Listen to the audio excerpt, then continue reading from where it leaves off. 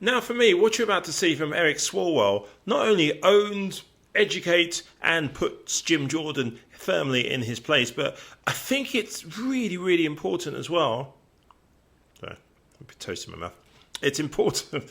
It's important. You don't get this on other places, do you? They would have started the link again. But anyway, I'm being serious for a second. It's very important that the whole subject of Jim Jordan, what happened back in the day of his wrestling days and locker change rooms, that subject isn't swept away like Jim Jordan would like it to be. I think that's generally understood.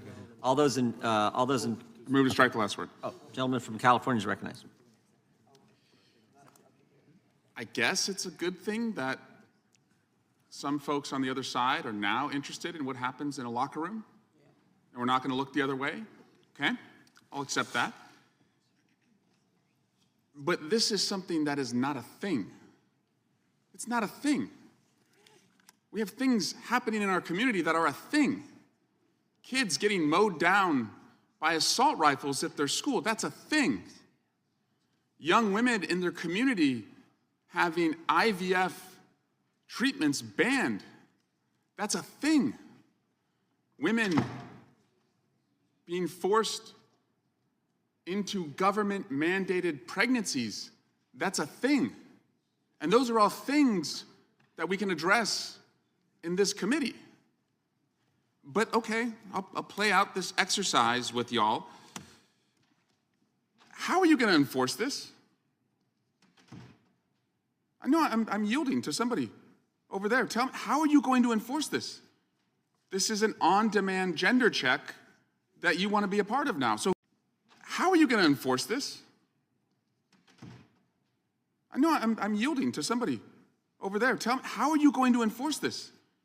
This is an on-demand gender check that you want to be a part of now. So who's enforcing it? Is Mr. Jordan enforcing it? Mr. Gates enforcing it? Mr. Biggs? Who is enforcing this on-demand gender check? You didn't put that into the bill. Seems a little creepy that we don't know who's going to be determining genders here. Ms. Hageman, I'm deferring to you. You're the only one that wants to speak on this. It's interesting, you're the only one who wants to speak on this. No one else will even touch this because it's kind of creepy. Kind of creepy that you're setting up on-demand gender checks. Kind of obvious. Order? Are you calling me creepy? I'm saying it's creepy that you're setting up an on-demand gender check and you won't tell us how you're going to enforce it. May I respond to that? Will you engage in it colloquially? Tell me how you're going to enforce it, yes. Well, according to the U.S. boxing transgender policy, they're the ones that plan on doing the inspection. The athlete has declared that her gender identity is female and has completed gender reassignment surgery. So not protecting girls and women how do they inspect protects us. That, I guess you're going to have to ask the Boxing Association. Shouldn't you know? This is your bill. They're the ones that have adopted the policy. I reclaim my time. They don't know.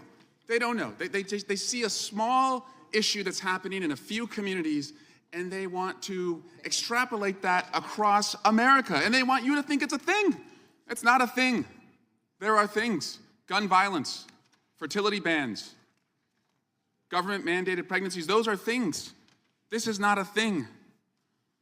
Ms. Jackson-Lee, who has a bill to address the targeted violence against the transgender community, that's a thing. That's something we should be working on. This is not a thing, and so I just invite my Democratic colleagues who have so passionately spoke on this to continue to passionately speak on this, but to just reject this as a thing.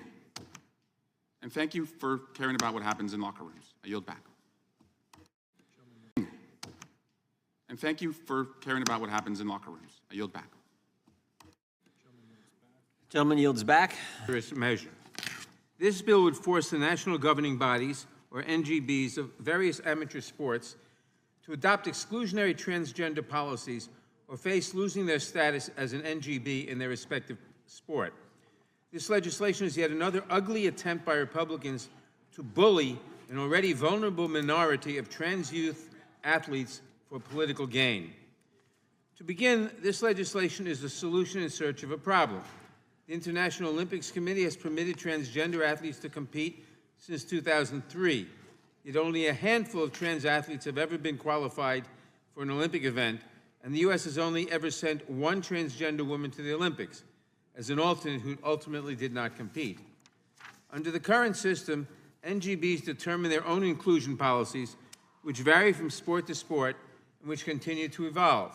For example, boxers are not subject to the same transgender inclusion policies as equestrians.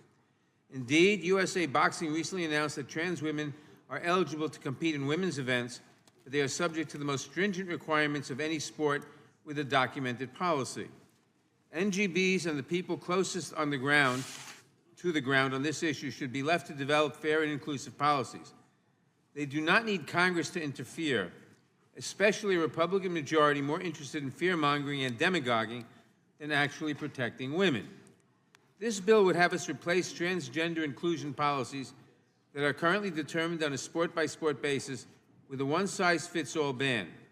MAGA Republicans may crow that they have excluded a handful of trans athletes from amateur athletic competitions, but they will not have improved the lives of any of the competitors. This blanket ban may appeal to the Republican MAGA base, but it has no basis in fact, performance outcomes, or basic human decency. In fact, a blanket ban on transgender women athletes will harm all women and girls who participate in amateur athletic competitions.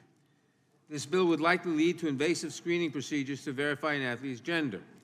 This is particularly concerning considering the various sexual abuse scandals affecting sports, like that involving Larry Nassar, a doctor for the U.S. Women's National Gymnastics team who pled guilty to offenses relating to the sexual abuse of minors, and whose case is considered one of the worst sexual abuse scandals in sports history. The invasive screening invited by this bill would potentially create opportunities ripe for abusers. Spare me the Republican crocodile tears about protecting women and girls in sports. If Republicans were truly interested in protecting women and girls or ensuring equal opportunity, they would address the real barriers to women's equality in sports rather than targeting trans women and girls to further their political agenda. A recent report by the Women's Sports Foundation found actual verifiable barriers to women's and girls' sports equality, including a lack of financial resources, gender role stereotypes, vulnerability to abuse, and workplace bias and wage gaps. Notably missing from the list, the inclusion of transgender women. This legislation's effects on women's and girls' amateur sports alone isn't reason enough to oppose it. Yet the negative impact of this bill is not limited to a subset of elite athletes and amateur athletic competitions. It would also cause additional harm to the small, vulnerable community of trans youth athletes that have already been bullied out of scholastic sports by the MAGA Republicans in control of red state legislatures. If passed, this bill would lead to a trickle-down effect throughout an NGB's network of amateur associations and sponsored competitions.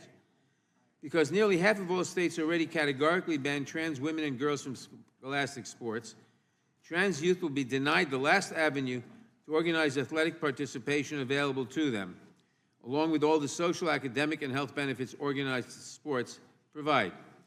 For example, in Chairman Jordan's home state of Ohio, the state legislature recently enacted a ban on transgender women and girls participating in scholastic sports competitions that match their gender identity, over the veto of Republican Governor Mike DeWine.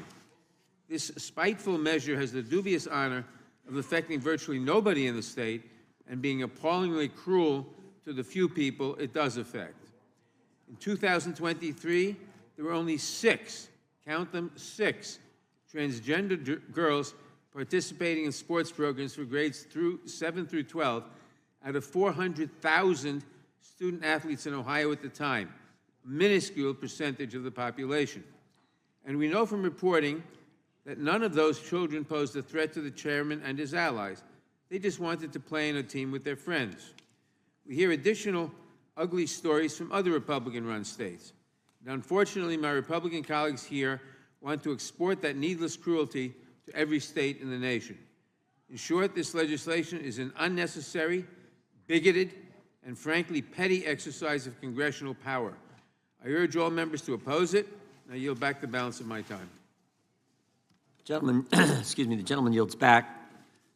The chair now recognizes the gentlelady from Wyoming for the purpose of offering an amendment in the nature of a substitute.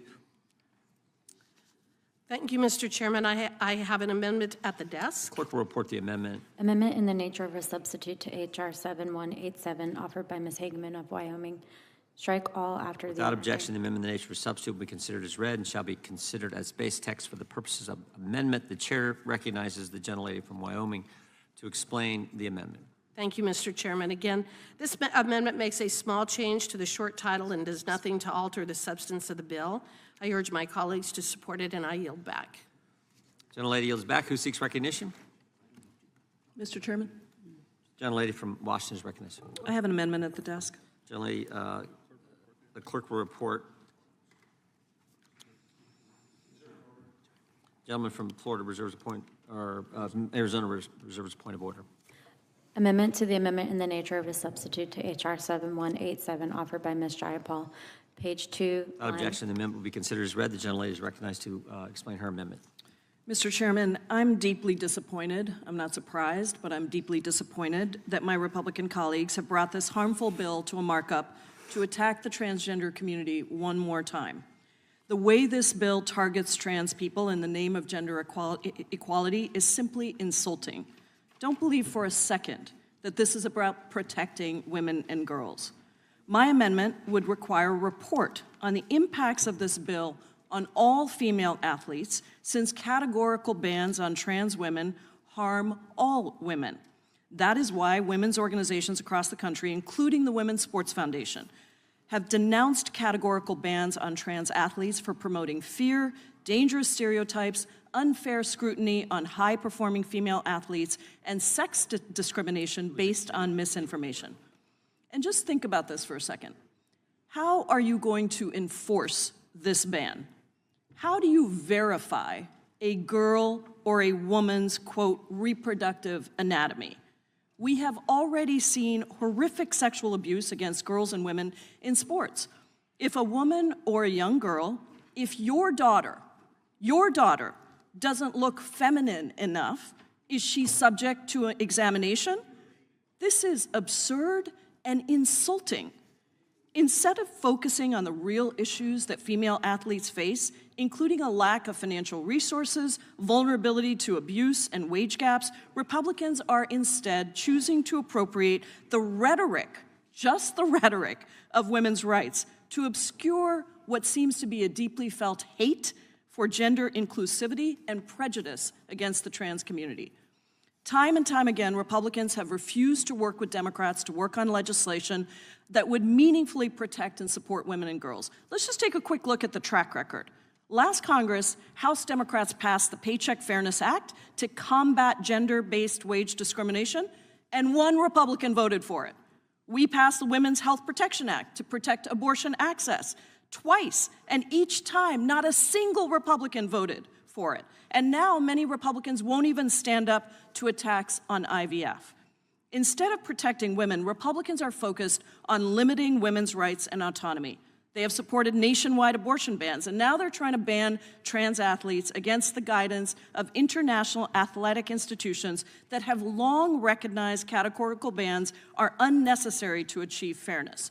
Now, I want to be clear, the International Olympic Committee has allowed transgender women to compete in the Olympics since 2003. And since then, only one transgender woman has ever gone to the Olympics. That's right, one. And, by the way, she was an alternate. One of the things I want to point out here is that of the estimated 332 million people in the United States that identify as transgender, 1.3 million adults and youth 13 to 17 who identify as transgender. This is a tiny, tiny portion of the population. In fact, it's 0.5% of adults and youth between the ages of 13 and 17, and 1.4% of the entire population. That's what we're spending all this time on with these trans bans. The IOC's own framework on fairness and inclusion states, and this is a quote, "No athlete should be excluded from competition on the exclusive ground of an unverified, alleged, or perceived unfair competitive advantage due to their transgender status." That is why the IOC defers to the governing body of each sport to determine eligibility requirements. And in line with the IOC recommendations, national governing boards have developed policies that allow for the inclusion of trans athletes, recognizing the fact that categorical bans aren't needed to preserve fairness, as no one factor determines an athlete's abilities. All this conversation does is stoke prejudice and embolden people to discriminate. Almost half of transgender people in the United States will attempt suicide at least once in their life, and trans people are over 4 times more likely than cisgender people to experience violent victimization. These bills directly harm some of the most vulnerable people in this country and tell them that they don't belong. I am the proud mother of a trans daughter. And every time these bills come up, I ask you to think about what it would be like if your daughter was the one that you were talking about. What would it be like if you were telling your daughter that she does not have the right to be who she is? Every one of you has children. I ask you to please stop targeting our trans community that is already vulnerable, that already faces so many challenges. Why are you doing this? It is a tiny portion of people across the country that identify as trans, and not a single one of them is doing anything to harm you or your family. Stop it. Stop it. We have better things to do in Congress, things that could actually lift people up across this country. Vote yes on my amendment and no on this horrific bill. I yield back. Gentlelady yields back. The chair recognizes the gentlelady from Wyoming. I think it's very clear why we are doing this bill, and that is to protect women and girls in sports. I do not believe that this amendment is germane to the underlying bill. The very purpose of the bill is to state that these organizations cannot allow men to participate in girls' athletics. If the author of this amendment would like to bring her own standalone bill, I think that that is a more appropriate way to address this, but I do not believe that this amendment is germane to the underlying bill or the purpose of what we're doing. Mr. Chairman. Gentlelady yields back. The ranking member is recognized. Thank you, Mr. Chairman. First of all, this amendment certainly is germane. It goes to the heart of the evil bill that we are considering, and I strongly support it. The gentlelady from Wyoming talked about men competing in women's sports. Men do not compete in women's sports. Transgender women may compete in women's sports. It does no service to the truth or to human biology or understanding of human biology to maintain that there's no such thing as transgender women, or for that matter, transgender men. There most certainly are. We know that. We see that. People did not ask to be born transgender any more than any of us asked to be born male or female. They just were born that way. And now we have this bill that wants to punish them for it. I strongly oppose the bill. I support the amendment. The amendment would require NGBs to commit to submitting annual reports to the U.S. Olympic and Paralympic Committee describing the impact of prohibiting transgender women and girls from participation in an amateur athletic competition on the participation of women and girls in those amateur athletic competitions.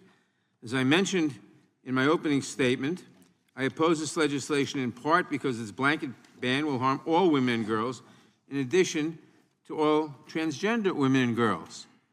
This blanket ban will likely subject all women and girls to unfair scrutiny of their gender identity, to physical inspections, if not lead to outright subjecting them to invasive screening procedures.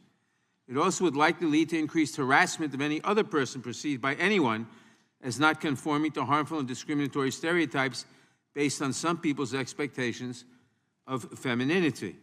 I have no doubt that this increased scrutiny and harassment will have a negative impact on all women and girls' participation in amateur athletic competitions. I think it important that the U.S. Olympic and Paralympic Committee and the public be made aware of the costs imposed on all women and girls when transgender women and girls are targeted for discrimination, should such an immoral, awful bill ever become law.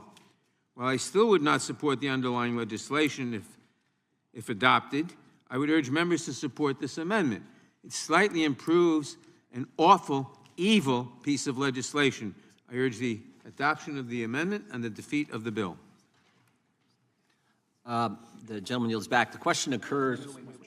Oh, Ms. Jackson, I'm sorry. Point of order is withdrawn. Ms. Jackson Lee is recognized. Well, I thought that Chairman Biggs was going to offer his support for the legislation. I was going to yield to him. He supports the legislation. He probably doesn't support the amendment. Well, in particular, this amendment. Let me, I don't even want to get into the weeds of the details of a very fine amendment. What I think is the crux of the wrongness of our presence here today in the underlying bill is a very attack on humanity.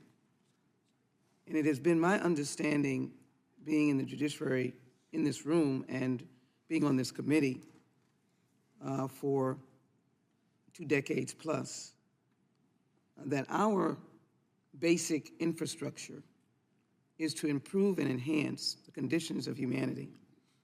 We use the Constitution in some instances, very proud document that we utilize as members of the Subcommittee on Constitutional Law that deal with the basic life of Americans. It governs whether we have equal protection of the law. It governs whether or not we can be in the courtroom. It governs whether or not our race will discriminate against us. It governs whether our language will discriminate, will be a basis for discrimination. And we could argue our sexual orientation. But our proposition is that it is to make human life better. This bill attacks humanity, attacks the very dignity of acts or conditions that one cannot change. You are a human being that has this description. You cannot change it. Your loving daughter is a loving daughter and one of our human family. And our job is to make her life a life where she is applauded in this nation as part of the extended human family. Why would we even entertain legislation that is denigrating, denying, destroying the life of a population of people? The trans community exists. They are children, they are adults, and God, if they have not been killed, they are now aging. Many of whom have lived in the shadows of life only to protect themselves from being attacked. So my argument, Mr. Chairman, is for you to even have brought this bill up. This is not a bill that should be on the roster for the Judiciary Committee. This is a bill that is destructive. And if there are particular cases that need to be addressed so that there is fairness, I wrote the legislation, the anti-doping legislation, proud to have that signed, dealing with the Olympics, to stop doping in the Olympics, signed by President Trump, to enhance the quality of performance, and when I say performance, the level of equality in the Olympics. Someone would not have drugs in their system, enhancing drugs. But this does nothing. And if there is a case, as I think my colleague from Washington State said, if there's a case, these have either been handled or they should be handled. So frankly, I'm appalled. Underlying, I am hurt. Because in this instance, I can place myself in the categories of the 20th century and now the 21st, when race denigrated me. I'm still in that category, but when it was severely used to denigrate me. I could not vote. I could not sit on a bus in the front. I could not ride a train as a little girl. I had to ride in the colored person's train, a caboose, whatever it was, as I traveled to visit my grandparents, with a brown bag of food because I could not eat where they served food. And traveled as a 9-year-old. As my parents put me on the train, they had to explain to make it fun that I was in this car versus another place of seating. My ticket didn't cost any less.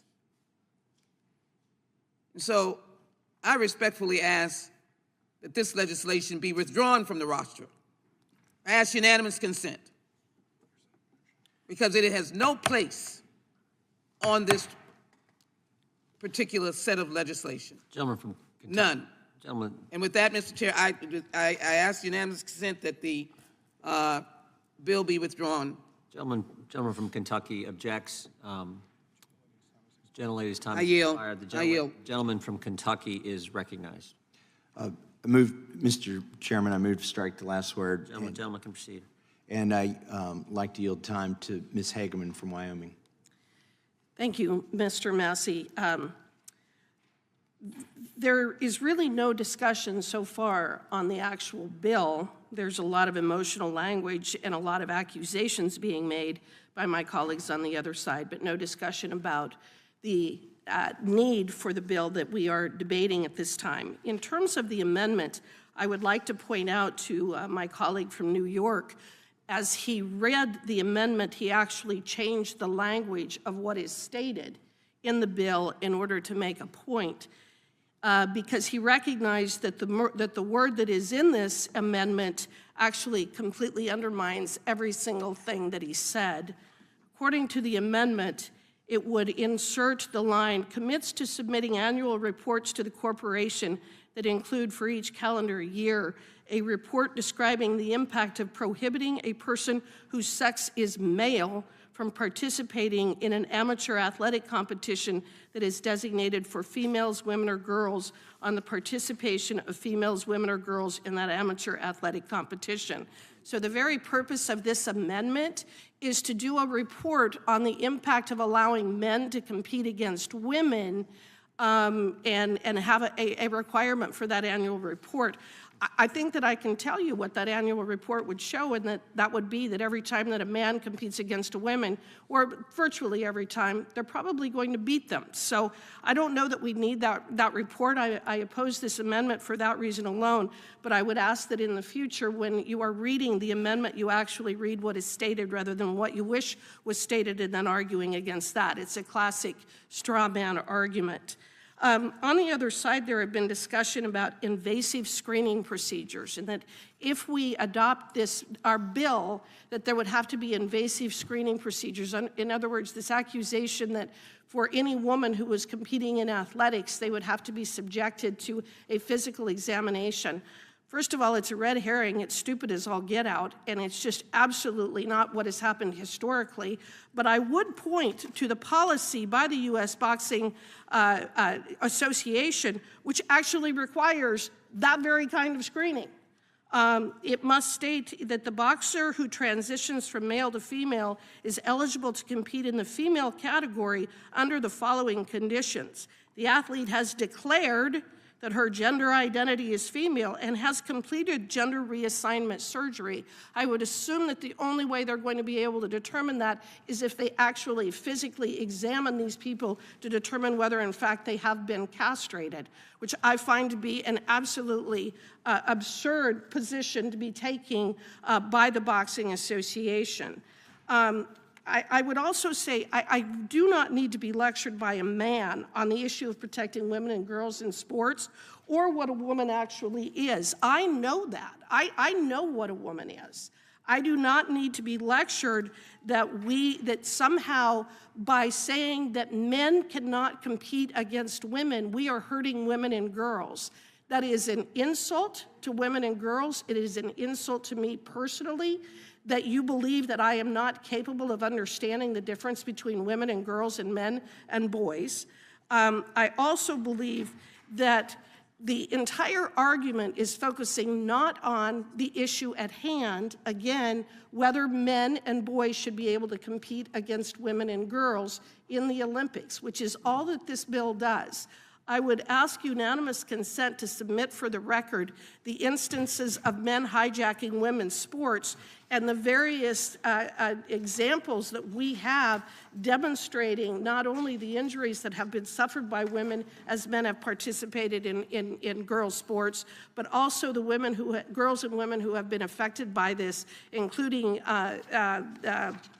Riley Gaines when Will Thomas decided to join the women's swimming team in Pennsylvania. Again, this bill Without is objection. I object to concluding these mistruths in the record. There's an objection. Okay. I think that speaks volumes as well.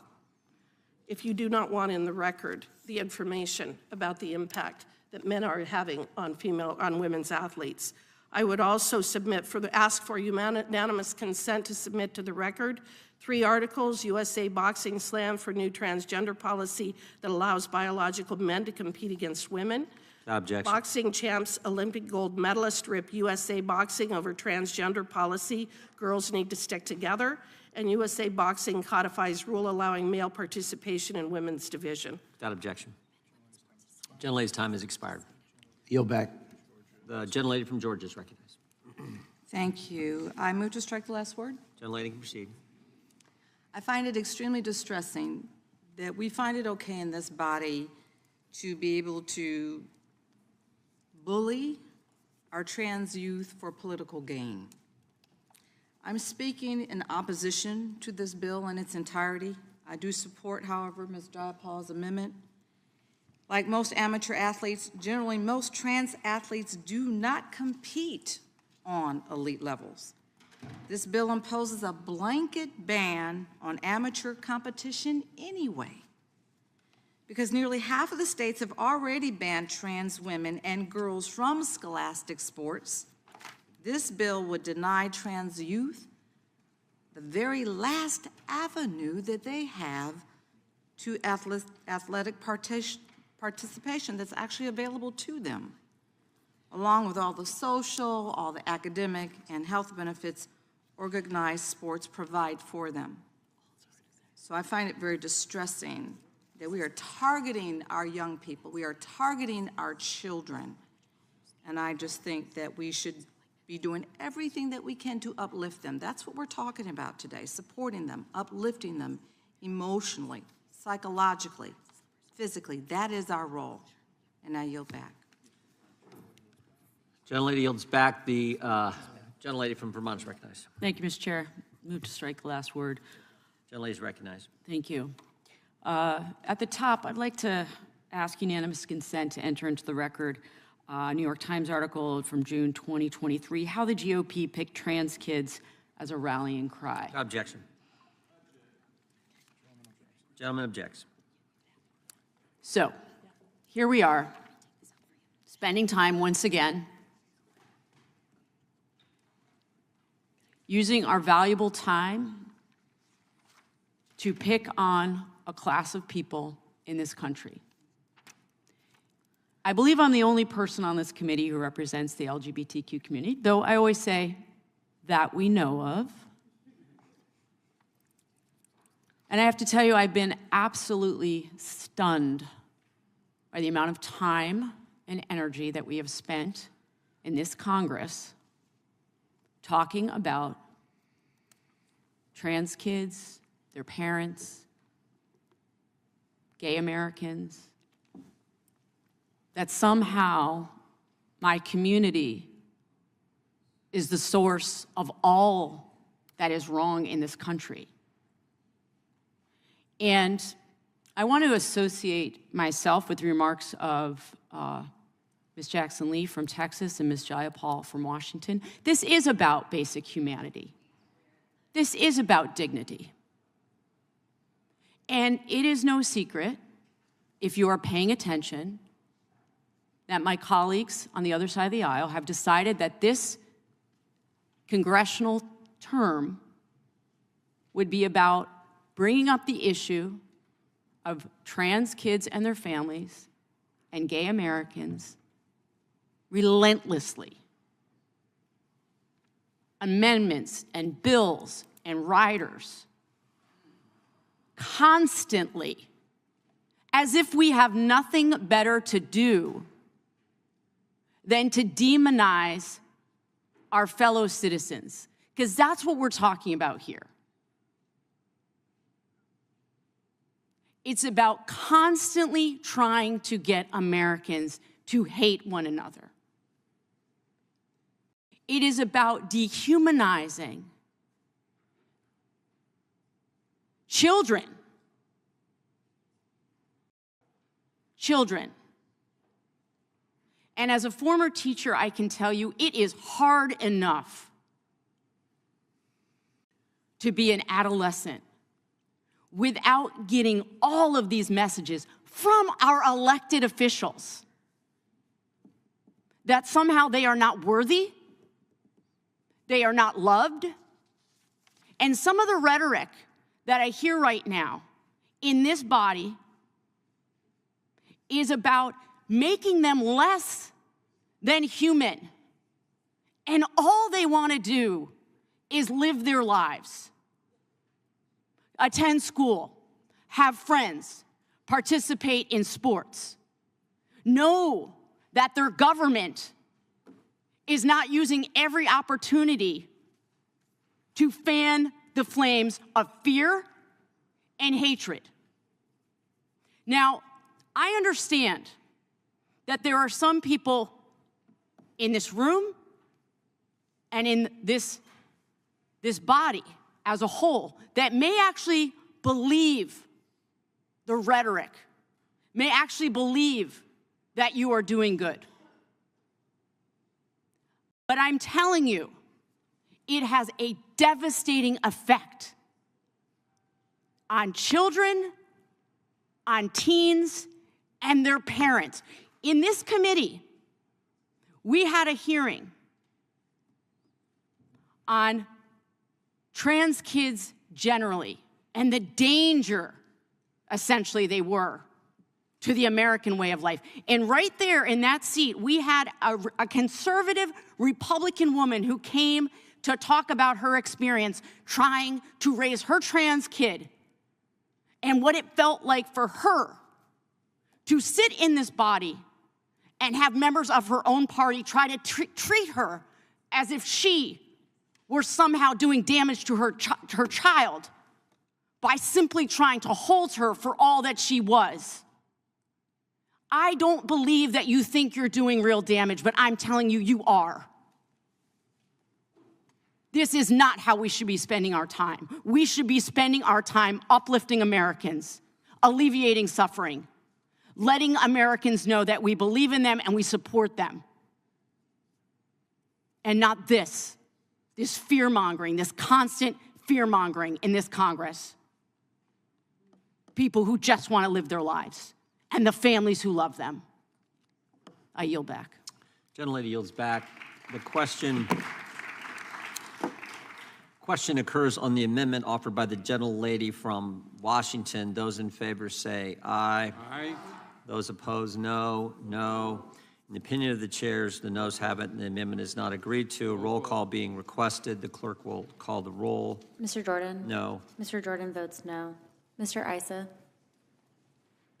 Mr. Buck? Mr. Gates? Mr. Biggs? Mr. Biggs votes no. Mr. McClintock? Mr. McClintock votes no. Mr. Tiffany? Mr. Tiffany votes no. Mr. Massey? No. Mr. Massey votes no. Mr. Roy? Mr. Bishop? Ms. Spartz? Mr. Fitzgerald? No. Mr. Fitzgerald votes no. Mr. Bentz? Mr. Klein? Mr. Armstrong? Mr. Armstrong votes no. Mr. Gooden? No. Mr. Gooden votes no. Mr. Van Drew? Mr. Nels? Mr. Moore? Mr. Moore votes no. Mr. Kiley? Mr. Kiley votes no. Ms. Hageman? No. Ms. Hageman votes no. Mr. Moran? No. Ms. Moran votes no. Ms. Lee? No. Ms. Lee votes no. Mr. Hunt? Mr. Fry? Mr. Nadler? Mr. Nadler votes aye. Ms. Lofgren? Aye. Ms. Lofgren votes aye. Ms. Jackson-Lee? Aye. Ms. Jackson-Lee votes aye. Mr. Cohen? Mr. Johnson? Mr. Schiff? Mr. Swalwell? Mr. Liu? Ms. Jayapal? Ms. Jayapal votes aye. Mr. Correa? Ms. Scanlon? Ms. Scanlon votes aye. Mr. Neguse? Ms. McBath? Ms. McBath votes aye. Ms. Dean? Ms. Dean votes aye. Ms. Escobar? Ms. Escobar votes aye. Ms. Ross? Ms. Ross votes aye. Ms. Bush? Mr. Ivy? Mr. Ivy votes aye. Ms. Ballant? Ms. Ballant votes aye.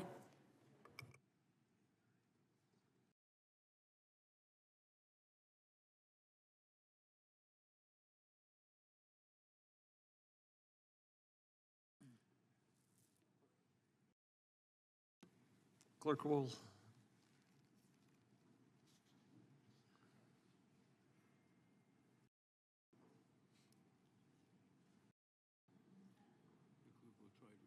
I think I had 10 or, sound like 10 or 11. Clerk will report. Mr. Chairman, there are 11 ayes and 13 noes. The amendment is not adopted. I have an amendment at the desk. Gentlelady from Texas will, clerk will report. Gentleman from Arizona reserves point of order.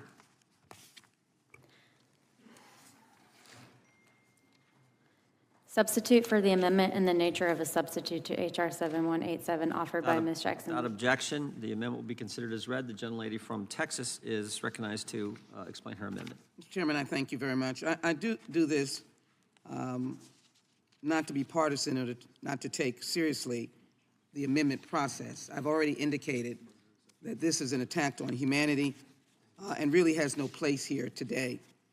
My amendment would, in essence, substitute the present language of 7187 for H.R. 4960, the China Gibson Stop the Transgender Murder Epidemic, which speaks to the rampant killing of women, transgender women, throughout America for a period of time. This is to make an important point and to send a clear message to the American people that we should not be supporting and uplifting those who are marginalized and discriminated against. We should not be uplifting persons who would marginalize and discriminate against individuals who are in the trans community. And we should be especially mindful of protecting individuals whose very existence subjects them to violence and murder. Specifically, my bill, H.R. 4960, or the new 7187, would establish a commission to study and develop proposals to combat the epidemic that is the murder of transgender, gender nonconforming, gender expansive, and transgender women of color. This bill is named after and in honor of a transgender woman who was tragically murdered on February 25, 2017, while she was in New Orleans celebrating Mardi Gras. It is a tragedy and epidemic what is happening to transgender black women who are being murdered across this country at a rate that is 7 times higher than the general population. In 2018, 26 transgender people were violently killed in the U.S., with the majority of them being black transgender women. In 2022, at least 34 transgender or gender nonconforming people were fatally shot or violently murdered. And so instead of marking up a dangerously discriminatory and harmful bill excluding transgender women, a measure that can surely amplify hate crimes. So instead of, let me correct that, instead of marking up a bill that would attack dangerous behavior and discriminatory behavior, we should be focused on what will help humanity and help people who are themselves, who are described as human beings. We must establish a commission to document and research issues gender conforming, gender expansive, and transgender women of color face, such as limited access to health care, public and private discrimination against this population, overshadowing the risk factors that the community faces. I met the family members and supportive community of this wonderful young woman who had every right to live and her death is attributable only to her condition, not that anything that she did, not at all. And she was a lovely young woman. Texas transgender women's killing highlights the disturbing trend. And so we need to make appropriate recommendations on how to educate the American public, how federal laws can uplift humanity, cannot stigmatize, can protect people who've lost loved ones. I'm not against harsh laws that will punish those who've done ill to others. We need to come together on how we do that in a way that we protect families. But the categorical banning on transgender women, athletes, and children are simply outrageous, and young women. In particular, H.R. 7871 does nothing to address actual barriers to women's equality in sports. It does nothing to help my sister from the state of Washington, her beautiful daughter, her family, the unity of her family, the love of her family. It does nothing to create a pathway for people whose humanity is different from mine. If Republican members really cared, they would offer a bill that provides solutions to women's sports equality and not spark fear against a vulnerable community. H.R. 7187 is simply, again, the Republicans' pathway to victory in November 2024. Let's find a group that we can categorize, demonize, and have everybody saying that if we vote for the other guys, they're going to support the demons that are out to get us. They're not out to get us. They're part of our extended family. And H.R. 7187 is simply the Republicans' popularity contest of bullying trans youth and stoking fear against transgender people. There have been 1,500 anti-LGBT bills over the couple of years. Republicans have set the record for the fourth year in a row with 589 bills introduced in 2023. In state legislature, 174. We cannot stand by, Mr. Chairman. I don't think you want to stand by and do this. The Biden administration is opposed to this kind of language. No group has come to us and asked for this language. I stand ready to fight against this bill. I will not tolerate it. I have had this horrible experience of discrimination, the fear, the hatred. I will not have it. And so I ask my colleagues to support the Jackson-Lee amendment. Gentlelady yields back. Does the gentleman from Arizona insist on his point of order?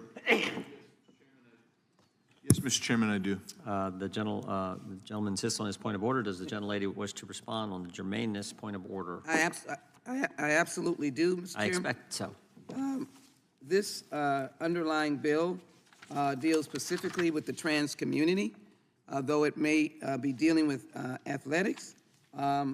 This is a folder full of articles about the attacks on transgender, in particularly African-American women, but in particular, it goes to all aspects of their life. Athletics is a part of your life, and so I believe that this amendment is an appropriate ANS for the mission of this committee. This committee's mission is to use our laws to protect and uplift, not to discriminate, tear apart, and tear under, as we would say in places of worship, tear us under. It is to lift us up. It is to find ways to protect vulnerable populations. The trans community is a vulnerable population that should be protected, and I would argue that it is germane on the basis of the constitutional protections that my amendment would provide, as opposed to the constitutional conditions that would be torn down under the President 7187 as it's presently written. I maintain that it is germane. The chair is prepared to rule. No one supports attacks on anybody, but the gentlewoman's amendment does not satisfy the subject matter and fundamental purpose test. Therefore, it is not germane and is out of order. And Mr. Chairman, I move to adjourn.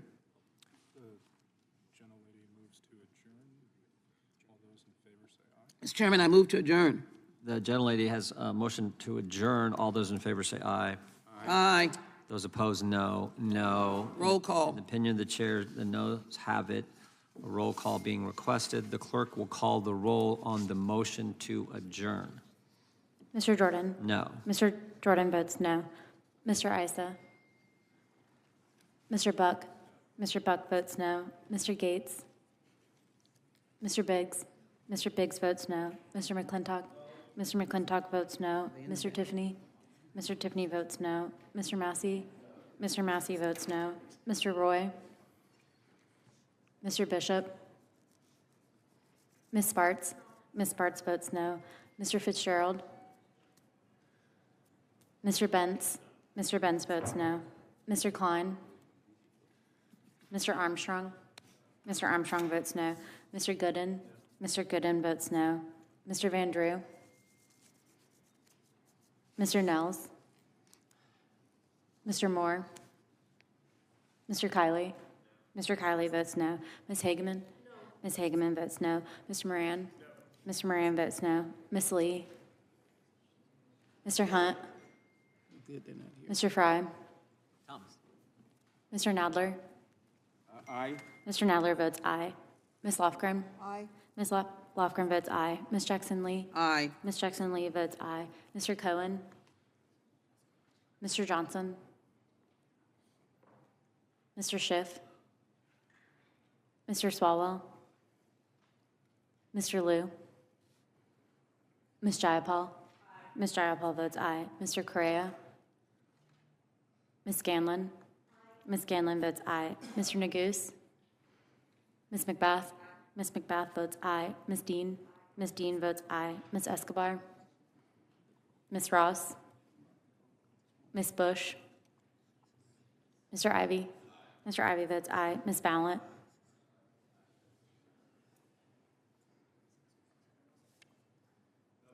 Mr. Moore votes no.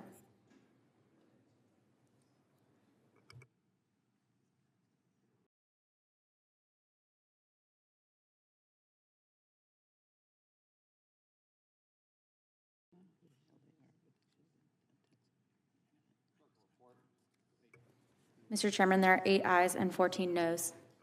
The motion is not agreed to. Who seeks recognition? Gentlelady from Indiana is recognized. Thank you, Mr. To speak on the bill. I move to strike the last word. Thank you so much, Mr. Chairman. I rise in strong support of this bill, and I'll tell you something. It's really sad for me to see that the other side that said they also protect women and women's rights.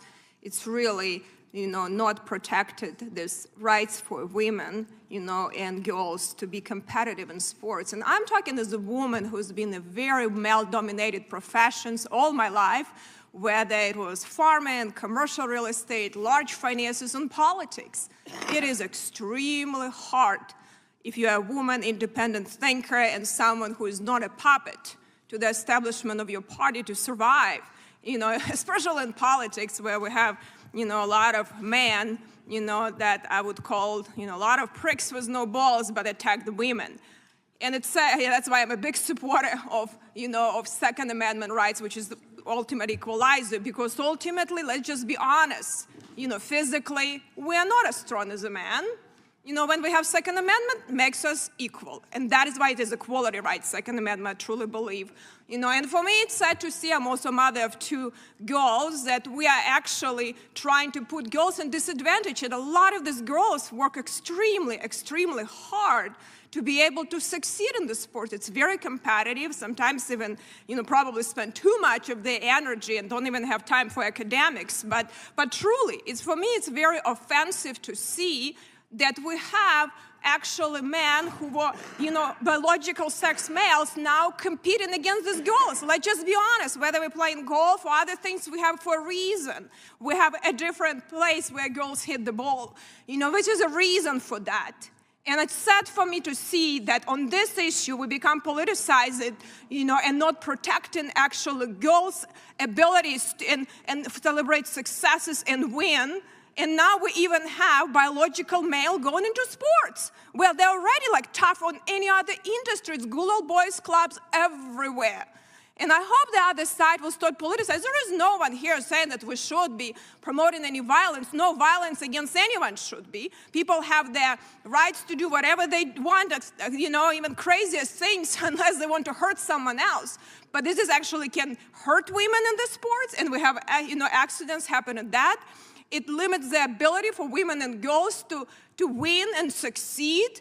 And it also really undermines us as women which we really should be promoting women because it brings so much diversity, brings so much different opinions, and we as a mother should be part of all of these successes. So I think this is really disgraceful for me that we have attack on the women. We now have biologically born males now in sports. So I strongly urge my colleagues to support this bill for all of the women that is very tough. If you really care about us mothers and women, I hope you will support it. And I hope people on the other side stop politicizing this issue, because this is really an issue of equality for women. And if we will talk about equality of rights and opportunities in these countries, this is actually the bill that brings opportunities for some of these girls that work extremely hard to succeed.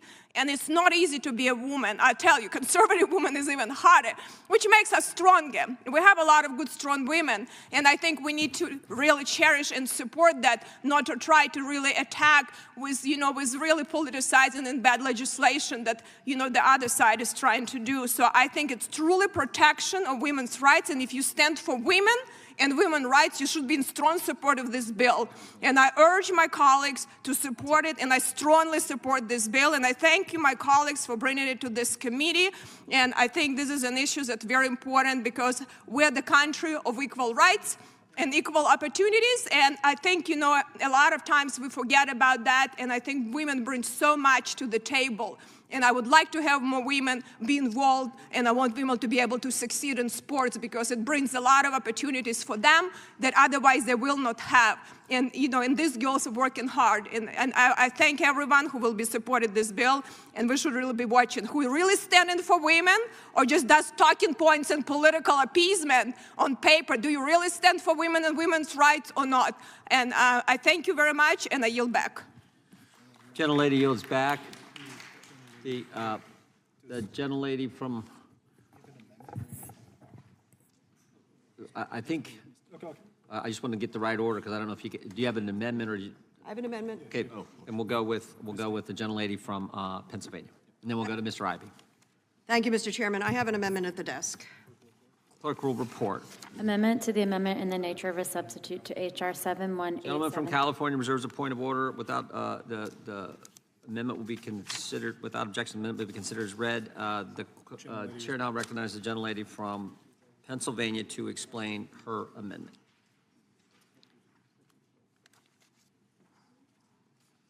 You want me to go before it's distributed? Thank you, Mr. Chairman. My amendment. Your ability to explain is so good, we didn't even need it any further. Thank you. And you know what? It is a simple, clean amendment. It is going to be very clear. My amendment would add to H.R. 7187 the so-called Protection of Women in Olympic and Amateur Sports Act. It would add the obligation that sports organizations are require employees to report sexual abuse of athletes. Let me say that again. An obligation that sports organizations require employees to report sexual abuse of athletes. I cannot agree with my Republican colleagues that, as written, H.R. 7187 would help women and girls. There are many problems and inequities that face women and girls in locker rooms and on the sporting field, but the inclusion of trans athletes in women's sports is simply not one of them. I want to call back, if you remember, Utah Governor Spencer Cox, a Republican, explained his thoughtful decision to veto HB 11. It was a state bill, like H.R. 7187, that would have banned transgender girls from participating in women's sports. Allow me to read his letter, his thoughtful letter. I commend it to all of you about his choice to veto. He writes in part, again, this is March 22nd of 2022, by a Republican Governor, Spencer Cox. Transgender sports participation issue is one of the most decisive of our time, but I hope you will permit me an opportunity to explain my reasons for vetoing HB 11. And he moves on very thoughtfully. Finally, there is one more reason for this veto. I must admit I'm not an expert on transgenderism. I struggle to understand so much of it, and the science is conflicting. When in doubt, however, I always try to err on the side of kindness, mercy, and compassion. I also try to get proximate And I am learning so much from our transgender community. They are great kids who face enormous struggles. Here are the numbers that have most impacted my decision. 75,000, 4, 1, 86, 56. 75,000 high school kids participating in high school sports in Utah.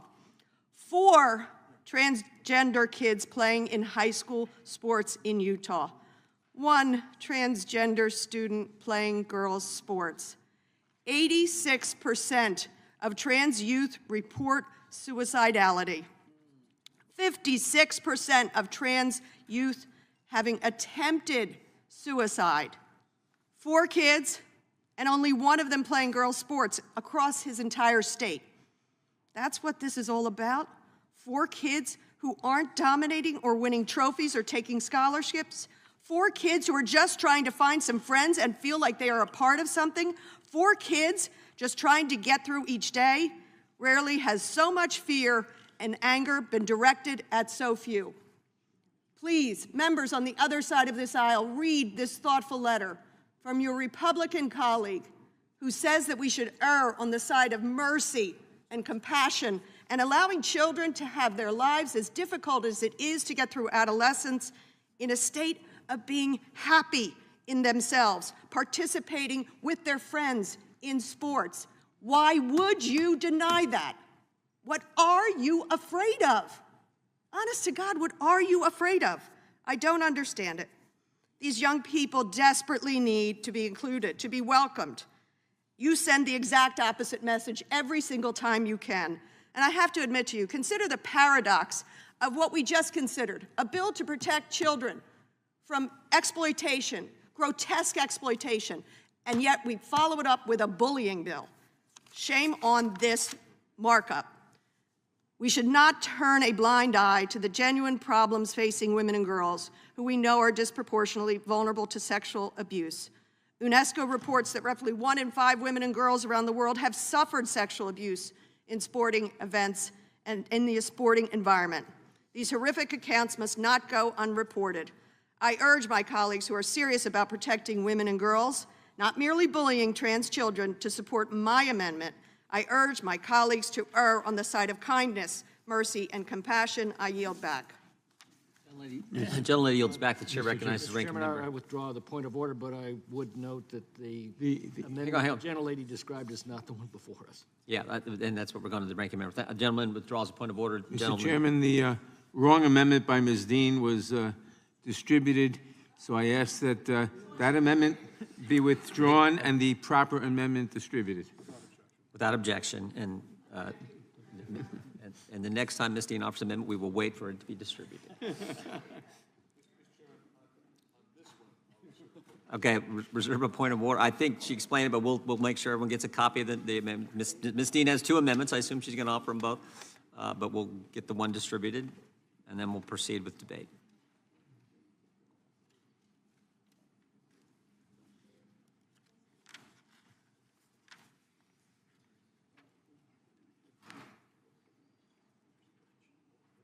Is largely on the legislation, if the committee is comfortable with that. All those in favor of the amendment offered by the gentlelady from... I wanted to strike the last word. You want to go on the amendment? Yes. Okay, then the gentlelady from California is recognized to speak on the amendment. That's got unanimous support. Correct, and I want to yield to my colleague from Texas, Ms. Jackson Lee. Very kind. That's fine. I'm not sure of the unanimous support of the amendment, but I do want to clarify that members on this side of the aisle, not speaking for each and every one of them, clearly have as one of their operatives is to protect our children, to protect whether they are athletes or not athletes. The footage that was shown was enormously unclear. There was no language, there was no voice over, there was no print, etc. So let's move on from saying that we have no knowledge or no interest in protecting athletes. My question is, and it is still on the table, how 7187 in any way points to a solution to those acts if those acts occurred. Again, the film does not evidence that, but the point I want to make is that the proponent of the legislation has not answered the question of humanity, has not answered the question of whether or not the cost of discrimination is a higher cost to pay by this legislation than the problem that it's looking to solve. We've already heard from the gentlelady from Washington about what it may do to her daughter, an example of the trans community. I've already offered an amendment that evidences statistically the murders of trans women who happen to be African Americans. Does that legislation, though we're dealing with athletics, deal with the larger question? And there is no answer to that. And so if there is a question of male-female strength, again, she has no answer to that, because Mr. Swalwell had a question: what is the mechanism of enforcement? Never has that been answered. What is the mechanism of enforcement? All you have, you're going to have condemnation. In cities, counties, hamlets, states across America, condemnation, interrogation, intimidation. That is what you're going to get. And you have no answer why this legislation should even be on the roster in the Judiciary Committee for us even to move forward. I've said this over and over again. So with that in mind, we have yielded. We will not, I assume you can get your own time. We have yielded for you to answer. None of those answers have been forthcoming. There's no enforcement mechanism at all. Will you yield? It is the gentlelady's from California's time. Thank you. It would be up to the USOC in terms of compliance, but determining biological sex can be done with a cheek swab. It doesn't require a physical examination, as has so emotionally been described on the other side today. The other thing that I guess that I'm so terribly confused about is I don't think most people are confused about what is a boy and what is a girl, or what is a man and what is a woman. I don't think that this is some kind of a mystery that we're incapable of figuring out. Lady yield to me. No, I will not. It's my time, and I reclaim my time and yield to the gentlelady from Washington. You don't want my answers. Thank you. I just want to say, first of all, please stop talking about how an emotional response from the other side is not appropriate. We are all human beings in this committee, and it is appropriate for us to have emotional responses about our children and a whole community of children that is listening to this and hurt by it. Secondly, I want to say to the sponsor of this bill, let's just take as given that you actually care about the rights of women and girls in sports. I'm just going to give that to you and say, all right, maybe that's true. Maybe that's true. Wouldn't you want to listen to what the Women's Sports Foundation says, what the National Women's Law Center says, what the United States Olympic and Paralympic Committee says, what the International Olympic Committee says? I ask unanimous consent to enter into the record this letter from the Women's Sports Foundation and the National Women's Law Center. Without objection. Let me just be clear. Contrary to its title, this bill does not protect girls and women's sports. Instead, it is a misguided and harmful measure that amounts to no more than a discriminatory attempt to target and exclude an already marginalized group of girls and women who are transgender, rather than addressing equity issues that girls and women face in sports. It goes on to say that the policies that ban girls and women who are transgender actually perpetuate harmful and dangerous stereotypes that lead to the policing and harassment of cisgender girls and women. Do you know what cisgender girls and women are? That is what you define as girls and women. And it is saying here, right here in this letter, that it is harmful. What you are doing is harmful to those girls and women that you claim to want to protect. Now, in addition, Principle 4 of the Olympic Charter... My time has expired, so I need to reclaim it and yield back. Thank you, Mr. Chairman. Gentlelady yields back. Anybody who wants to claim time, I would love a little more. We understand. I'm sure we'll get it. But I would like to deal with the amendment, and then we're going to continue the debate. So the question occurs on the amendment from the gentlelady from Pennsylvania. Mr. Chairman... We just adopt the amendment, and then we'll come right back into the debate. It's not going to... Well, I want to respond to something that she said on the amendment. So if I can just finish my point, I would really appreciate it. Well, we'll recognize the ranking member to yield. I will yield to the gentlelady from Washington. All right. Thank you. Thank you so much, Mr. Chairman. I appreciate that. Additionally, Principle 4 of the Olympic Charter outlines that the practice of sport is a human right. Every individual must have access to the practice of sport. And by imposing a categorical ban on women and girls who are transgender, this directly conflicts with the International Olympic Committee's framework on fairness, inclusion, and non-discrimination on the basis of gender identity and sex variations. And it goes on to say that actually, under the Ted Stevens Olympic and Amateur Sports Act of 1978, the U.S. Olympic Committee is prohibited from discriminating on the basis of race, color, religion, age, sex, disability, or national origin regarding. For decades, federal courts that have interpreted these non-discrimination laws have overwhelmingly recognized that anti-trans discrimination relies on sex stereotypes and is a form of sex discrimination. So when the gentlelady who's the sponsor of this bill tries to say that this is actually something that is supportive of women and girls, and all of a sudden the other side has decided they want to be supportive of women and girls, I would ask you to look at what the organizations that actually represent women and girls in sports say. They do not say that this is helpful at all. And my colleague, Mr. Swalwell from California, is absolutely right. Will you yield? Not right now, because you I yield? am in the middle, it's Mr. Nadler's time, but I am in the middle of making a very important point, which is not only is Mr. Swalwell right, and I tried to make these arguments earlier, this is a tiny, tiny, tiny group of people that you are trying to criminalize, essentially, make feel like they don't belong in our country. Not only is that true, it's not a thing, but on top of that, even if we were to take at face value that you care about women and girls, and I'm willing to do that. I'm willing to do that in my emotional state as a mother of a trans daughter. I'm willing to give you the right to say, all right, I care about this.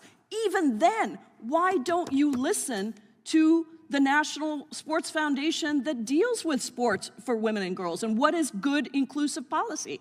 That is what we should be doing here. And please stop talking about my emotional response to your bill. Yeah, it's emotional because you know what? There are Republican, independent, and Democratic parents out there of trans kids. I know because I did a roundtable, a bipartisan roundtable with our former colleague, Ileana Ros-Lehtinen, about this issue.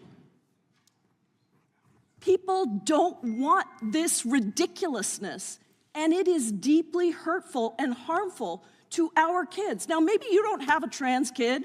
Maybe nobody on this committee has a trans kid. I don't know. I think I'm the only one. But why don't you start to think about what this feels like to kids and parents across the country when you use the kind of language that you do, that is not even based in any kind of science? And so when you argue so righteously that you actually care about women and girls, why don't you start to look at what would actually make a difference for women and girls?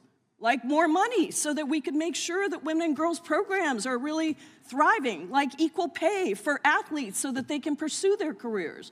Those are the things that make a difference. Reclaiming This does not. I yield back to the... Reclaiming my time, I just want to point out the bill, I agree with everything the gentlelady said, obviously, but the bill, the gentlelady keeps talking about males competing against females. The bill defines a male as, male means an individual who has, had, will have, or would have, but for developmental or genetic anomaly, historical accident, the reproductive system that at some point produces, transports, and fertilizes sperm for fertilization. Would have, does not have, but would have, but for a developmental or genetic anomaly. In other words, the fact is that there are people, a tiny number of people, we call them transgender, who are not males, who may have an X and a Y chromosome, but are not males. They're a different category. They're transgender. And this bill, by seeking to characterize them as males and say that they somehow unfairly compete with females, discriminates against them. And we heard about the tiny number. The governor of Utah said there were four transgender people in sports, and one, on a women's team. Why are we seeking to humiliate and prohibit from participation in sports this tiny number of people who are not, in fact, males? We have to realize that humanity is not, as we thought for a long time, divided into only two sexes. There are more than two. Tiny numbers, but more than two. I yield back. Gentleman yields back. Without objection, a statement from the sponsor of the legislation will be included in the record. The question occurs on the amendment from the gentlelady from Pennsylvania. All those in favor say aye. Aye. All those opposed, no. Opinion of the chair is the ayes have it, and the amendment is adopted. I assume Ms. Dean wants her second amendment?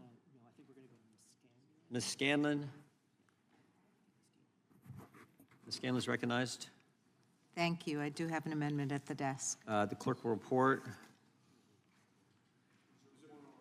Gentleman from Florida reserves a point of order. Amendment to the amendment in the nature of a Without substitute. objection, the amendment will be considered as read. The gentlelady from Pennsylvania is recognized to explain her amendment. Okay, thank you.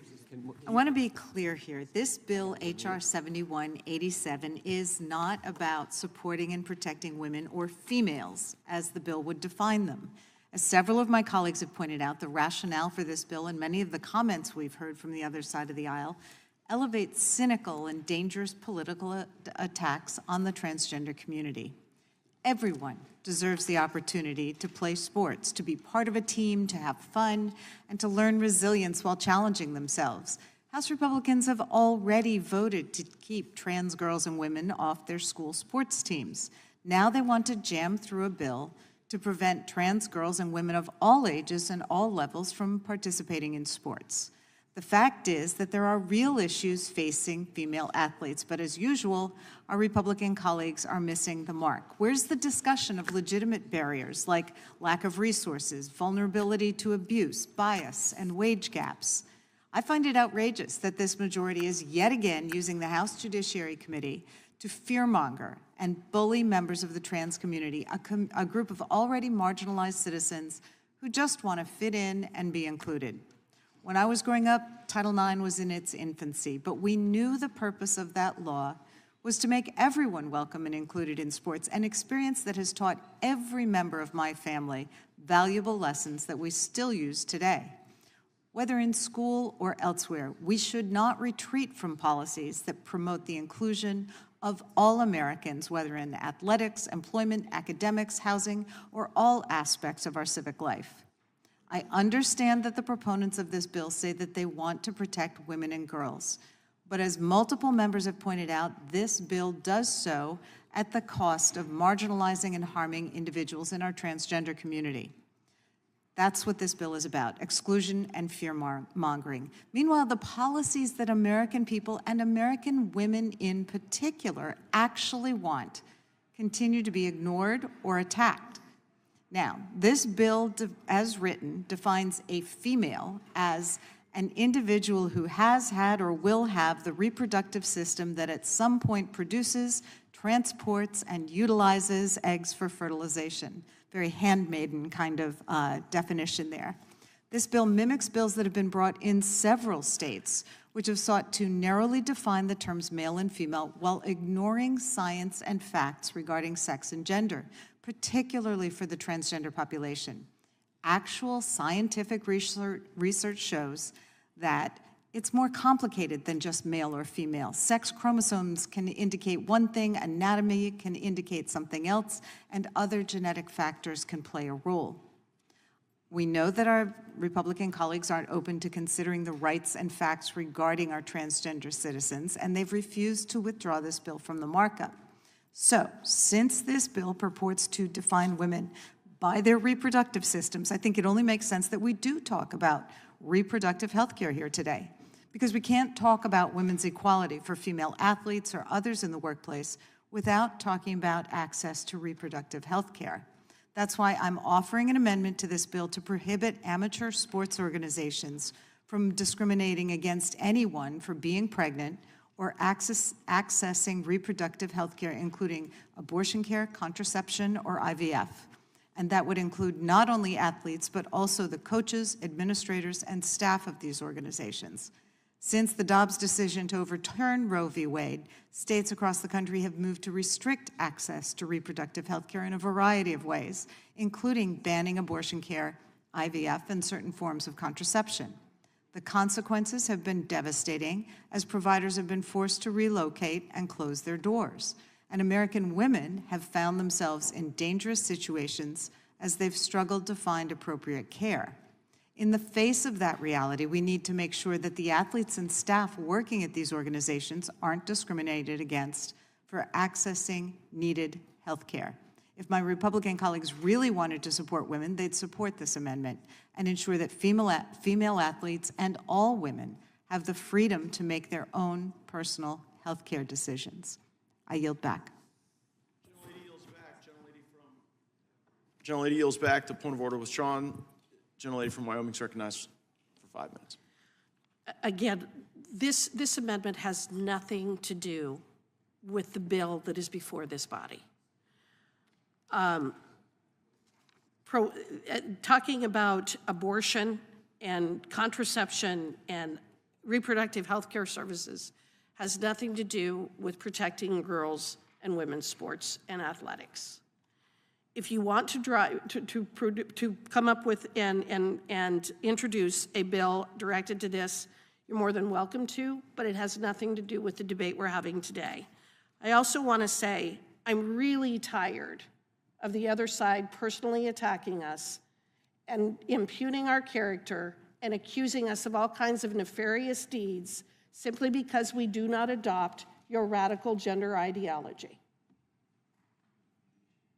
It was only about 5 minutes ago that everyone in this room would have been able to define a woman and a man.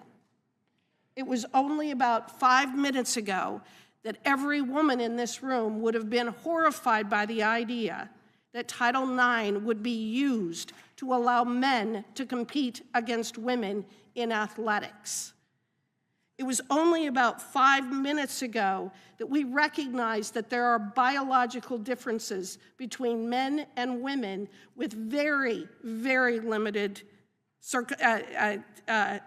changes to that, very limited exceptions. This amendment is absolutely unnecessary for the purpose of the bill, which is to protect women and girls in athletics.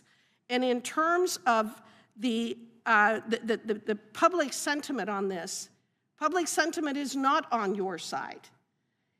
The American people do not believe that boys and men should be competing against girls and women.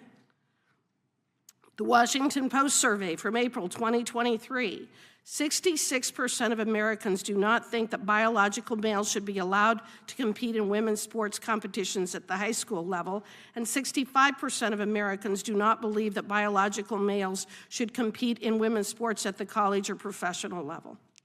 A Gallup poll released in June 2023 found that 69% of Americans believe that athletes should only be allowed to play on sports teams that match their biological sex, which actually increased since 2021. Nobody is saying that someone who believes that they are transgender cannot compete in athletics. They simply have to compete with the same biological sex of who they are. If someone is transgender and is capable of making it to the Olympics, they are free to compete in the Olympics. But if they are a man, they should compete in the men's category, and if they are women, they should compete in the women's category. This bill doesn't do anything other than that. It just simply states that men should not be competing against women. That's all it does. And as a woman, I take great offense to anybody who believes that I do not sincerely want to protect women and girls in athletics, in the safety of their own homes, in their jobs, in employment, and in every other category. This amendment is unnecessary, and I would urge my colleagues to vote against it. Gentlelady yields back. Gentleman from Maryland, Mr. Ivey, is recognized for 5 minutes. Thank you, Mr. Chairman. To my colleague from Wyoming, I say I'm not questioning your sincerity. We just may disagree on some things here. I did want to comment on a few things, though. The video that you showed, I don't know field hockey, but I do know basketball. And you showed a video of I guess someone getting hurt in the competition on a rebound. I do want to point out to the gentlelady and to my colleagues that In women's basketball, especially at the collegiate level, and the University of Maryland's in my district, by the way, you know, Go Terps, Final Four, on multiple occasions, national champions. They use men in practice all the time. I mean, it's a fairly routine practice for that to happen. And I think there are high school girls teams that do that too. One school that's also in my district, Bishop McNamara, perennial top 10 in the nation, girls basketball teams. In fact, they have kids from that team that have gone that are playing in the WNBA, just like the University of Maryland does too. So I don't think it's automatically dangerous that there's some sort of competition. I take your point that you're trying to protect women, but I got to say this, the women athletes in my district at least aren't asking for your protection. In fact, I think generally speaking, they kind of resent it because they want to compete. If you look at someone like Caitlin Clark, it's a little ironic we're doing this debate on the eve of the start of the women's national tournament at the NCAA level. They always recoil when they're sort of segregated off with respect to comparison. She didn't want to say that she's only the highest scorer in the history of women's basketball. Will the gentleman yield? Not at this point, but I'll come back to you in a minute. But that she was the highest scorer of all time. She took great pleasure in beating out Pete Maravich for the national scoring champion of all time. So from my perspective, and we've got I'm about 1 million people in my district. There's about 136,000 school kids. Many of them are playing sports at the high school level and the middle school level too. AAU competition and college, as I mentioned. I'm not aware of any transgender kids trying to compete in any of those sports. I reached out to my school system. They said they didn't know of any. So from my perspective, this is legislation in search of a problem. It's a problem that doesn't exist in my county.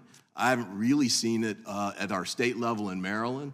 I'm not seeing it in the NCAA tournament that starts this week and has been going all year, and it's been a great year. By the way, if you stop somebody on the street and say, name the top college basketball player this year, I mean, I bet most of them have heard about Caitlin Clark, but would have trouble naming a comparable male basketball player. And I think that's as it should be. By the way, too, we've got scenarios where we've got girls at the high school level or middle school level going out for the football team and making it, girls competing in wrestling, going out for the team and making it. I think that's fine. I think we should leave that so that they can do it. But then the last point I want to make, too, is just to reference back to the veto message that was delivered by the Republican governor of Utah, Spencer Cox, in reaction to this, right before he vetoed similar kind of legislation in his state. And he said something kind of similar. He's got 75,000 high school kids participating in high school sports, 4 transgender kids playing high school sports in Utah, 1 transgender student playing girls sports, 86% of trans youth reporting suicidality, 56% of trans youth having attempted suicide. So even if you care about women's sports, and even if you're trying to protect women, I'm not questioning your honesty or your position on that, but I do think we should also consider the kids on the other side of this, the kids who are seeing, the transgender kids who are seeing this debate, and not just this one, but debates across the country at state level, on TV and the like. And to them, this is a message of rejection and exclusion. It's hurtful to them. I've got 6 kids, none of them are transgender. So I don't have any personal experience with this, but I do hope that we can try and be more considerate of their concerns and their needs as well. Try and balance this out. If you're worried about women's sports, I take you at your word, although I think women's sports is doing better now in the United States than it ever has been. I think it will continue to be so. And with that, I yield back. Gentleman's time's expired. Gentlelady from Indiana, Ms. Sparks, is recognized for 5 minutes. I'm going to strike the last word. I actually wanted to, rebut a few points you mentioned, because I actually mother of 2 girls who play on the varsity team at high school, and they do practice with my husband playing golf, but it's very different when you practice or actually having a competitive game. And let's just be honest, you say people, there is, organizations that, like organizations that's supporting this. I'll be honest with you, I've been in the legislative branch for some time here in the state Senate before, and I will tell you that most of the organizations have a pretty names, and they have a lot of presentations, but a lot of them don't even stand for the people on the ground with this issue. So I actually would take any endorsements of any pretty sounded organization with a grain of salt. I've seen that people that sit on the national farm boards never been on the combine and promote actually some of these policies that are bad for real farmers, small farmers on the ground, not for large monopolies they try to protect. So there are a lot of them, there is the money and power protected in DC. So I usually have I see who fund the organization, what they're about. But you're talking about girls and women. This is just a common sense and science. Biological sex does matter. That matter. I wish it wouldn't. I would be really mean and tough, but I already am without it. As I said, with Second Amendment rights, I'm good with it, okay? But I'll tell you that this is really, disappointing for me that we worry about, and no one is trying to hurt anyone here, but why are we not worrying about hurting opportunities and really discriminating against girls and women? Why we are not worrying about this in this debate? Here's just protecting, biological girls and women and not hurting their opportunities. They work extremely hard, and I'm telling you how hard a lot of these girls work. The opportunities for college, the opportunities for advancement, job to win, and I think we should be really honest about that. Will the gentlelady? Yeah, I will yield it to you, sure. Okay. I'll stick with basketball because Prince George's County, and track for that matter too. Turn out Olympians that would match any other jurisdiction here. Our high school teams are turning out women going to play basketball at the college level across the country, AAU national champions and the like. They're not asking for this. They're doing just fine with the track that they're on. They're getting college scholarships. They're playing in the WNBA. They're not asking for this help because I don't think they feel that they need it. Well, we may have different people in your district, in my district, because I have a lot of people in my district that were upset. A lot of women and school-age girls are upset they're put in this situation. So I think we need to have an honest conversation about why we would not give girls these opportunities, to protect for them opportunities to compete, because ultimately we have to be honest. That is science, if we go back to science, and that is a common sense that we're born biologically different, and that's just a reality. We can spin this reality. We can have a lot of definitions. I can't even keep up with all of these definitions. But this is a reality that we have. We are different when we are born with different physical capabilities. Not all, but we have inherent, genetical, formula when we're born. That is genetics. That is, you cannot change that in as much as we want to do that. And I think that's why, I will yield to you. Sure. Name one transgender player who's been drafted by the WNBA. Well, listen, it's not about, who's been drafted or not drafted, okay? We have a situation, what I'm just talking to you, we have a situation where we need to really be very clear. Do we want to have biological male play in women's sport? That goes to this. Do we want to have them allowed to happen or not? Or we should maybe resolve, I'm sure there are some kids with a lot of mental health issues. And really, there are a lot of issues driven by a lot of different things. There are a lot of, but the question at us, do we believe that biological male should be playing on girls' teams or women's teams? Will the gentlelady yield? No, please, could you answer? I will yield to you, but do you believe that biological male should be I don't know of any who were trying to do. The question I was going to ask you was, at the NCAA level, women's basketball, are there transgender players trying to compete in that league? There may be, but I just haven't heard about it. And as far as I can tell, there are none in the tournament. Well, we have other ones, right? We have a swimming team and other ones, but it will be, right? So the question is, do we want to allow that or not? So because it will be more. So if we do not put this legislation, there will be more in a lot of different things. But do you believe we put girls at disadvantage? I'm just saying this legislation's not needed. My high school classmate won the gold medal on the 100-meter hurdles in the 1984 Olympics. But we'd have to define Nobody's trying to compete that I know of. But it I know will the one swimmer, but other than that. It will be, and that's why we need to be clear. My time is expired. The chair recognizes the gentleman from Colorado. I thank the chair, and I'd like to yield my time to the gentlewoman from Pennsylvania. Gentlelady's recognized. Thank you. I understand that this bill's proponent has offered it with the intent to protect women and girls who play sports. And I would argue that my amendment shares that purpose because it addresses an issue that women athletes are actually advocating for.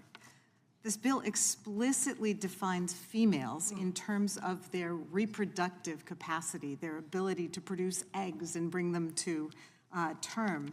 But in the wake of the Dobbs decision, female athletes across multiple sports have expressed concerns about restrictions on their freedom to access birth control, fertility treatments, abortion, and other reproductive health care. So this amendment would ensure that when you're going to define women and men in sports on the basis of their reproductive capacity, that those people would have the freedom to access health care related to their reproductive capacity. And I would just request unanimous consent to enter into the record an article entitled Women in Sport, Female Athletes Have Made Strides on Reproductive Freedom in the Workplace from NorthJersey.com, July 1st, 2022. Thank you. Does the gentleman yield back? Gentlelady yields to the gentleman from Colorado. Gentleman from Colorado yields back. Gentleman from Colorado yields back. I didn't want to assume anything there, Mr. Goose. Happy to confirm. Yeah. I think the question, no, the gentleman from Oregon is recognized. Mr. Betts. I yield to the gentlelady from Wyoming. Just very quickly, but Mr. Ivey had left. The only question that I had for him about Caitlin Clark, as he's describing her athletic prowess, which I've seen her, and she's quite the athlete. But the question is, if they don't care about whether men and women are on the same team, why doesn't she just play on the man's team? And if she did, would she be nearly as successful? With that, I yield back. Gentlelady yields back to the gentleman from Oregon. Gentleman from Oregon yields back to the gentleman from California is recognized. Thank you, Mr. Chairman, and I also want to express my appreciation for our colleague from Wyoming for bringing this bill up, this legislation. It's a good place to debate this issue. We've had this debate in California for a number of years, and the central question is really, do you need this legislation? You talk about it, you have to think about it. Before you vote, you've got to really ponder, but I think you got to ponder the facts. And I've got to tell you, back home, just this last year, here in Congress, I honored a young lady who was a starting pitcher, the boys' baseball team, championship baseball team. They won. She competed with the men. Another high school in my district, the wrestling team. When my son was wrestling a dozen years ago, and women were wrestling with him on the men's or the boys' wrestling team. My son came home and said, "Dad, you're not going to believe what I'm about to tell you. This young lady on my team has my respect. She pinned a couple of my friends on the mat." So when you talk about the need for this legislation, when you talk about protecting, I'm trying to figure out who needs protection. Boys or the girls? And is this Would the really gentleman a question? yield? Of course, go ahead. Are you advocating for the abolishment of Title IX? I'm not advocating for the abolishment of Title IX. It sounds like you may be saying that there's no reason to have girls and boys athletics at all. Is that what you're advocating? No, ma'am. My colleague from Wyoming, what I'm advocating for is giving them the opportunity. If they want to choose another place to compete, they can compete in that area. You're looking at protection, and I'm looking at opportunity. Thank you very much. Well, hold on a second. I yield for my colleague from Colorado. I thank the gentleman for yielding the time and for his eloquence. I would just simply say, and I know that this has been a very robust debate with respect to this particular bill, there are a lot of incredibly important priorities that the American people care deeply about that warrant the consideration of this committee. In 24 hours, in my community, will mark the 3-year anniversary of a devastating mass shooting that happened at a local grocery store in Boulder, Colorado. 10 people died, including one police officer who tragically died in the line of duty, sacrificing, making the ultimate sacrifice and saving lives. This committee has jurisdiction, as we know, over law enforcement agencies and over federal statutes that govern the provisioning and the regulation of weapons and firearms. We've yet to consider a single bill, one, in the 118th Congress to address gun violence in our communities, in our schools, in our movie theaters, in our grocery stores. And just once, I'd like to attend a markup in the House Judiciary Committee and be able to go back and tell my constituents that we addressed that challenge, among many other challenges. We've got a long list. So I recognize, obviously, we're going to have a vote on this bill, and we'll move on to the next one. I just would offer, I suppose, to the chairman and to the committee staff our request, our effort to implore all of you to consider some common sense legislation that I think the American people very much would like to see us debate. And with that, I yield back to the gentleman from California. Yields back. The question occurs on the amendment offered by the gentlelady from Pennsylvania. All those in favor say aye. Aye. Those opposed, no. No. Opinion of the chairs, the noes have it. Gentlelady from California requests to record a vote. The clerk will call the roll. Mr. Jordan? No. Mr. Jordan votes no. Mr. Issa? It's this one, right? Mr. Buck? Mr. Gates? Mr. Biggs? Mr. Biggs votes no. Mr. McClintock? Mr. McClintock votes no. Mr. Tiffany? Mr. Massey? Mr. Roy? Mr. Bishop? Ms. Sparts? Mr. Fitzgerald? Mr. Benz? Mr. Benz votes no. Mr. Klein? Mr. Klein votes no. Mr. Armstrong? Mr. Armstrong votes no. Mr. Gooden? Mr. Gooden votes no. Mr. Van Drew? Mr. Nels? Mr. Moore? Mr. Moore votes no. Mr. Kiley? Ms. Hageman? No. Ms. Hageman votes no. Mr. Moran? Mr. Moran votes no. Ms. Lee? Mr. Hunt? Mr. Fry? Mr. Nadler? Mr. Nadler votes aye. Ms. Lofgren? Ms. Lofgren votes aye. Ms. Jackson Lee? Mr. Cohen? Mr. Johnson? Mr. Schiff? Mr. Swalwell? Mr. Swalwell votes aye. Mr. Liu? Mr. Liu votes aye. Ms. Jayapal? Ms. Jayapal votes aye. Mr. Correa? Mr. Correa votes aye. Ms. Scanlon? Ms. Scanlon votes aye. Mr. Neguse? Mr. Neguse votes aye. Ms. McBath? Ms. McBath votes aye. Ms. Dean? Ms. Escobar? Ms. Ross?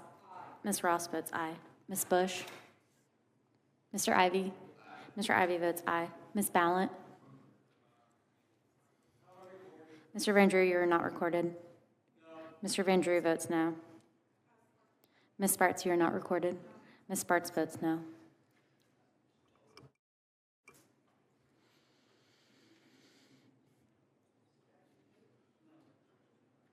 Ms. Jackson Lee? Ms. Jackson Lee, you are not recorded. Ms. Jackson Lee votes aye.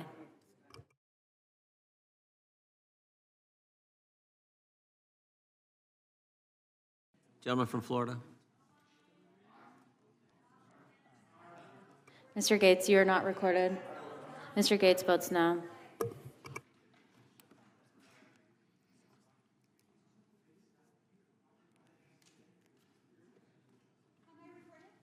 Ms. Escobar, you are not recorded. Ms. Escobar votes aye.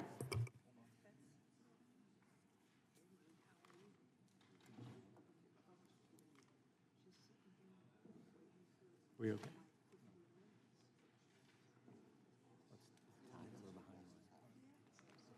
We can win on the tie, right?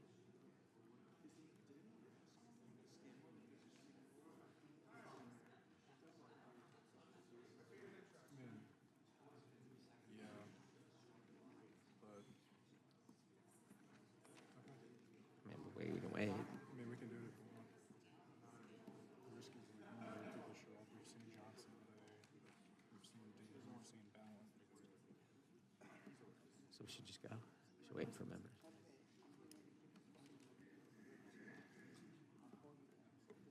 Is Ella getting people?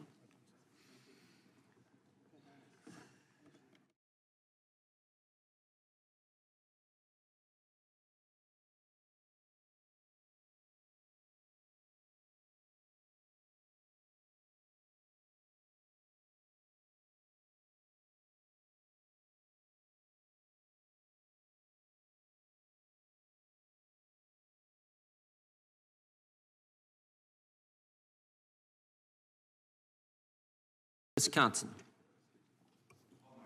Mr. Tiffany, you're not recorded. Mr. Tiffany votes no.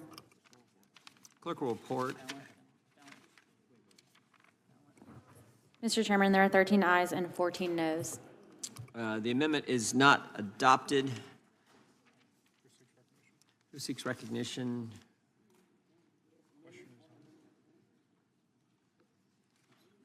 Question occurs. You have an amendment, Sheila?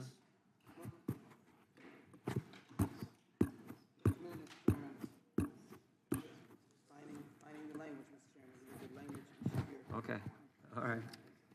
That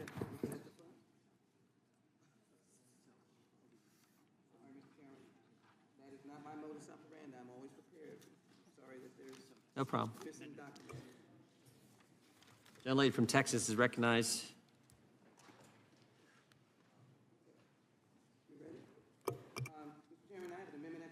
Clerk will report. Amendment to the amendment in the nature of a Without objection, the substitute. amendment will be considered as read. Gentleman from Florida reserves a point of order. The clerk can pass the amendment out, and then gentlelady is recognized to explain her amendment.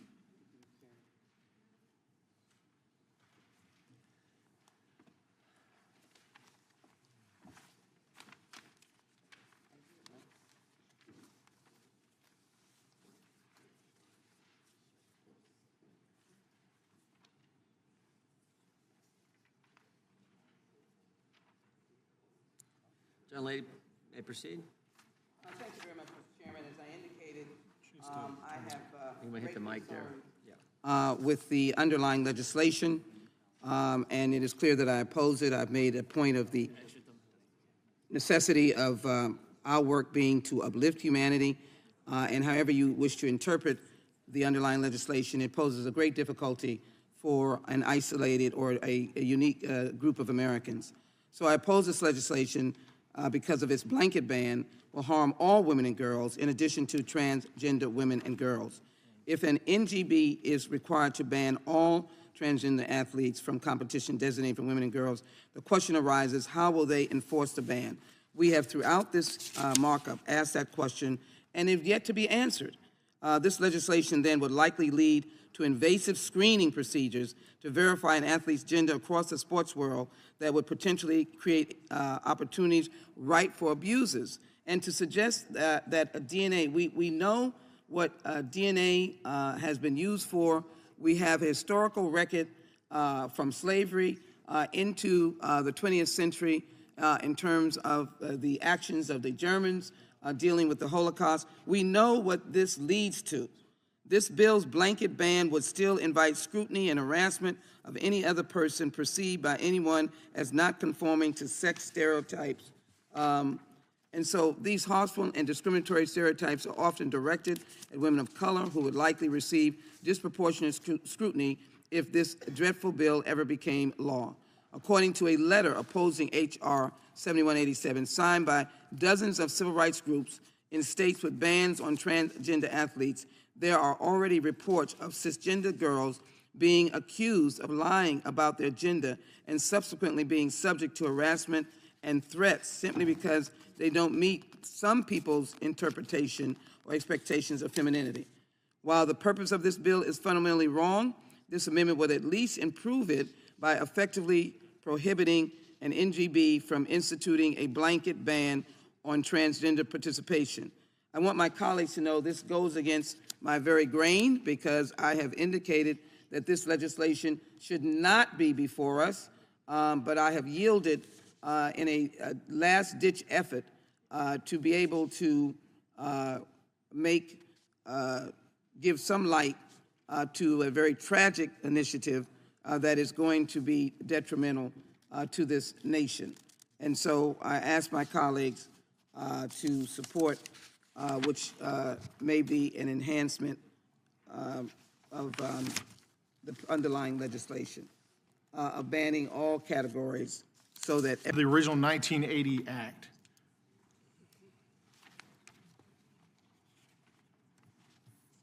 I'm sorry, where are you? The gentleman's time has expired. Gentleman yields back. Chair now recognizes himself for 5 minutes. And I want to engage in a colloquy with some of the proponents of the legislation. I think the goals are laudable to try to reduce the impact of agency and regulatory action on small businesses. But I am concerned because I envision a world in January of 2025 when Donald Trump is the president again and is issuing executive orders and proceeding for more wall construction on the southern border. And this bill, if it were law, could potentially bite those efforts like a border rattlesnake, I fear. And so maybe the proponents can dissuade my concerns, but is there a world in which the well-intentioned and good-meaning provisions of this bill could impair executive action on border security? I'll yield to Ms. Hageman.